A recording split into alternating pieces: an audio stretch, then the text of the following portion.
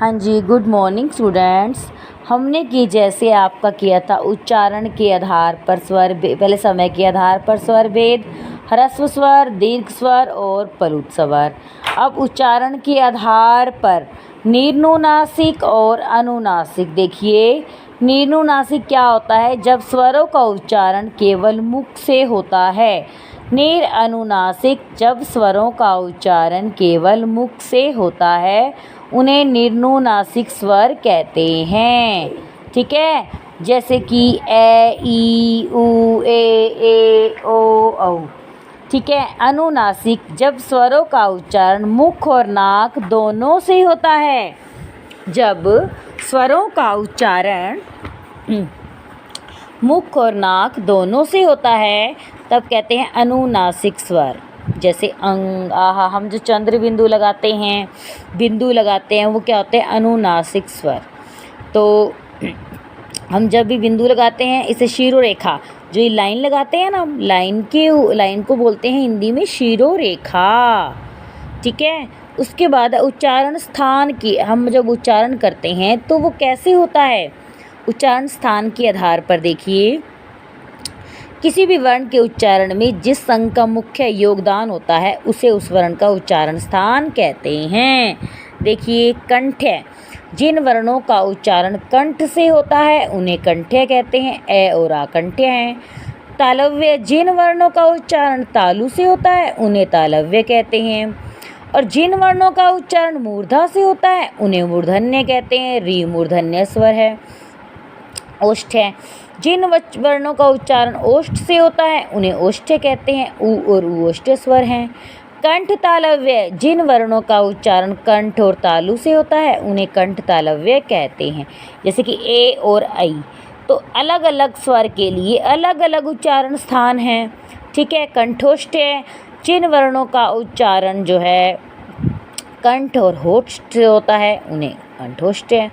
अब कहा गया है कि स्वर की मात्राएं। स्वरों का प्रयोग दो रूप में होता है, स्वर रूप में, स्वतंत्र रूप में और मात्रा रूप में। स्वतंत्र रूप में ए, आ, ई, उ। मात्रा के रूप में जब हम उसकी मात्रा, जैसे आ की मात्रा ये है, छोटी ई की ये है, बड़ी ई की ये है, उ की ये है, बड़े उ की ये है, तो मात्रा के रूप में उनसे ये बने शब्द। अ से बना कमल, राजा, दिन, खीर, गुलाब, बड़े उ से सूरज, री से ग्रह। तो इस तरीके से शब्द बने। ठीक है। अब एक बात है, अयोगवा क्या होते हैं? हिंदी वर्णमाला में स्वर में आते हैं अंग और आहा। ठीक है। अंग अनुस्वार है और अह है विसर्ग अयोगवाह। ये स्वर नहीं है, किंतु स्वरों की बातें इनके भी चिन्ह हैं, इसलिए इन्हें स्वरों के अंत में रखा जाता है। देखिए, अनुस्वार में क्या होता है? जैसे गंगा, चंचल, कंठ, सुंदर, लंबा। ठीक है। विसर्ग आपको पता ही है, हम संस्कृत में अतः है, प्रातः है, मूलतः है। ठीक है। अब आगे आ गया टॉपिक हमारा व्यंजन। जिन वर्णों के उच्चारण में स्वरों की सहायता ली जाती है, जिन वर्णों के उच्चारण में स्वरों की सहायता ली जाती है और जिनके उच्चारण में श्वास वायु रुकावट के साथ मुख से बाहर आती है, वर्णों अन्य स्वरों की सहायता लेनी पड़ती है। क, ख, ग, घ। ठीक है। देखो, श्वास वायु रुकावट बाहर आते, उन्हें कहते हैं व्यंजन। देखिए, व्यंजन के भेद के भी आधार हैं। उच्चारण स्थान के आधार पर, स्पर्श के आधार पर, श्वास वायु की मात्रा के आधार पर, स्वर तंत्री में कंपन के आधार पर। देखिए, सबसे पहले हमारा स्पर्श के आधार पर, कि स्पर्श करती है हमारी जीवा अलग अलग भागों को। स्पर्श व्यंजन क्या आते हैं? जो व्यंजन मुख के विभिन्न अंगों के पारस्परिक स्पर्श से। इसके अंदर 25 आते हैं। क वर्ग में क, ख, ग, घ, अंग। च वर्ग में च, छ, ज, झ, अंग। ट वर्ग में ट, ठ, ड, ढ, अण। त वर्ग में त, थ, द, ध, न। प वर्ग में प, फ, ब, भ, म। अंतसत व्यंजन, इन व्यंजनों का उच्चारण स्वरों और व्यंजनों के बीच का है। अंतसत इसीलिए बोला गया है, इनके उच्चारण करते समय मुख के अंग आपस में एक दूसरे का स्पर्श नहीं करते। देखिए, य, र, ल, व, इस तरीके से यर लव। ठीक है। अंत उष्म व्यंजन भी होते हैं जिन व्यंजनों का उच्चारण करते समय मुख से निकलने वाली वायु संघर्षण से बाहर निकलती है, उष्मा गर्म हो जाती है, उन्हें व्यंजन श, श, स, ह। ठीक है। उच्चारण स्थान के, जैसे हमने कंठ्य, तालव्य, मूर्धन्य किए थे ना स्वर में, उसी तरह व्यंजन के भेद भी हैं, व्यंजनों का भी होता है ऐसे ही। जिन वर्णों का उच्चारण कंठ से उन्हें कंठ्य, क ख ग घ अंग अर्थात पहला कवर्ग, तालव्य में वही दूसरा, देखिए च छ ज ज अंग और यश। मूर्धन्य, जिन वर्णों का उच्चारण मूर्धा से होता है उन्हें मूर्धन्य, टवर्ग के वर्ण आ जाएंगे, टवर्ड के वर्ण आ जाएंगे। और रैश।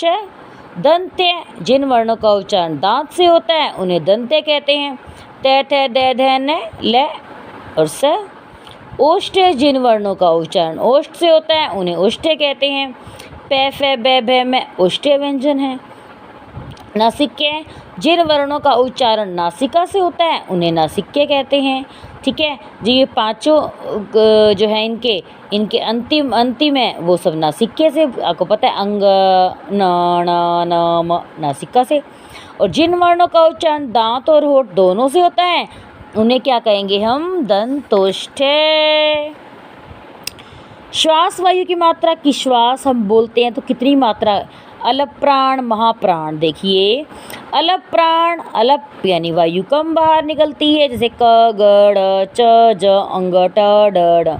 महाप्राण, जिन व्यंजन वर्णों के उच्चारण में वायु ज़्यादा निकलती है। देखिए उच्चारण कीजिए इसका, तो इसमें क्या होता है, हर वर्ग का पहला, तीसरा और पांचवा। ठीक है। इसमें हर वर्ग का दूसरा और चौथा, क ख घ ज़्यादा वायु आने के लिए, छ झ। अब देखिए वायु की मात्रा के आधार पर दो भेद, इसमें करेंगे हम पहला, तीसरा और पांचवा, इसमें करेंगे दूसरा और चौथा हर वर्ग का। आपको वर्ग जो है कवर्ग के क्या है, चवर्ग के क्या है, ये वर्ग तो आपको याद करना पड़ेगा। अब स्वर तंत्री में कंपन कैसा होता है उसके आधार पर दो भेद। अघोष, जिन व्यंजन वर्णों के उच्चारण में केवल श्वास का प्रयोग होता है, हम उन्हें उच्चारण करते हैं तो कंपन नहीं होता, उन्हें अघोष। और जिनमें कंपन होता है सघोष। देखिए क ख। अब तीसरे लास्ट के तीन हैं उनमें कंपन होता है ग घ ड़, ज झ अंग, ड ढ अण। तो अघोष जिसमें श्वास का प्रयोग होता है, कंपन नहीं होता। सघोष जिनमें कंपन होता है। ठीक है, घोष भी कहते हैं इन्हें। उसके बाद है हमारा संयुक्त व्यंजन। संयुक्त व्यंजन कौन से हैं हमारे, अक्ष, त्र, ज्न और श्र। ये दो व्यंजनों के संयोग से बनते हैं, इसलिए इन्हें संयुक्ताक्षर भी कहते हैं। अक्ष क श अ, त्र त र अ, ज्न ज न अ, श्र श र अ। ठीक है। इसके बाद देखिए द्वित्व व्यंजन क्या होते हैं, जब एक स्वर रहित व्यंजन समान स्वर सहित व्यंजन से मिलता है। जैसे एक तो आधा होता है, वैसा ही सेम जो है उसका पूरा भी, गन्ना, कच्चा, पक्का। ठीक है, कुत्ता, सम्मान, इस तरीके से। अब रै के रूप क्या है, रै के तीन रूप आ जाते हैं। देखिए रै के विभिन्न रूप, पदेन रूप में, रेफ रूप में। पदेन रूप में क्या होता है, ये ऐसे हम जैसे प्रश्न, समुद्र, इसमें क्या है प्रसार। स्वर रहित व्यंजन स्वर सहित रै के साथ प्रयुक्त होता है, उसका यह रूप लिखा जाता है। जैसे कि ट के साथ होता है तब ये ऐसे लिखा जाता है, नया आकार ले लेता है। ठीक है, ट ठ ड ढ के साथ ये नीचे लग जाता है। रेफ रूप में आपको पता ही है, ऊपर, कर्म, धर्म, इसे रेफ कहते हैं। पदेन जब पैरों में लगा जाता है, जैसे प्रश्न के लगाते हैं। आगत ध्वनियाँ क्या होती हैं, अरबी, फारसी और अंग्रेजी के प्रभाव के कारण हिंदी में नुक्ता युक्त दो ध्वनियों जय और फे को शामिल किया गया है। इनके प्रयोग से शब्दों के अर्थ में सजा, सजाना, सजा एक दंड, फन, इनसे जो है इसका मीनिंग ही चेंज हो जाता है। ये आगत ध्वनियाँ हैं, अरबी और फारसी से आई हैं। तो वर्ण विच्छेद, शब्दों की ध्वनियों को तोड़ना वर्ण विच्छेद। कामना, कै आ मैं ए ने आ कामना। विकास, वै ई कै आ से ए विकास। लक्ष्य, ले ए कै शे ये ए लक्ष्य। इस तरीके से हमारा वर्ण विच्छेद। आपने वीडियो को आराम से देखना है, इसी तरह से वर्ण संयोजन हो जाता है। वर्ण विच्छेद होते हैं जो शब्द के वर्ण, उनको जो है मिलाकर उनसे नए शब्द बनाने को वर्ण संयोजन कहते हैं।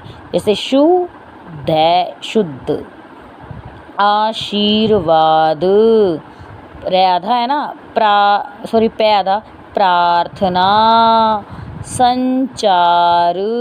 ठीक है बेटा, ओके बाय।